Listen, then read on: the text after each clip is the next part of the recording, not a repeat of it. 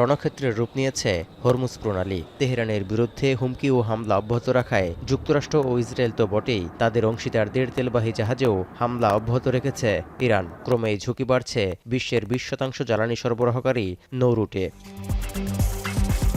ইরানের দাবি, আঞ্চলিক নিরাপত্তার উপর নির্ভর করে জ্বালানির দাম, আর সেই নিরাপত্তা যুক্তরাষ্ট্র ও ইসরায়েল অস্থিতিশীল করে তোলায় শত্রু নিধনে লড়াই করছে তারা।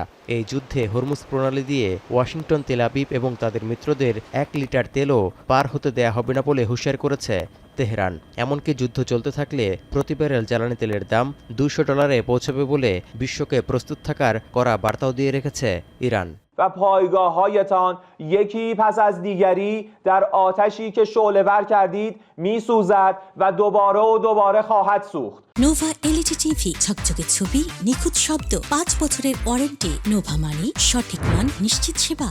হরমুজ প্রণালী ঘিরে 1970-এর দশকের পর এত বড় জ্বালানি সংকট আর কখনোই দেখেনি বিশ্ব, যার কারণে জ্বালানি সংকট মোকাবিলায় নিজেদের কৌশলগত মজুদ থেকে 40 কোটি ব্যারেল তেল সরবরাহের ঘোষণা দিয়েছে আন্তর্জাতিক জ্বালানি সংস্থা আইইএ, যা হরমুজ প্রণালী দিয়ে 20 দিন রপ্তানি করা সমপরিমাণ তেল।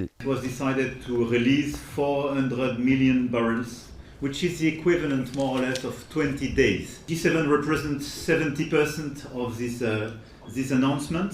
পেন্টাগন হরমুজ প্রণালী দিয়ে জাহাজগুলোকে নিরাপদে পার করার উপায় খুঁজছে বলে দাবি যুক্তরাষ্ট্রের। এরই মধ্যে হরমুজ প্রণালীর তলদেশে ইরান মাইন পুঁতে রেখেছে কিনা তা নিয়েও বাড়ছে উদ্বেগ। তবে ইরানের 16টি মাইন স্থাপনকারী জাহাজ ধ্বংসের দাবি করে সেই শঙ্কা উড়িয়ে দিলেন মার্কিন প্রেসিডেন্ট।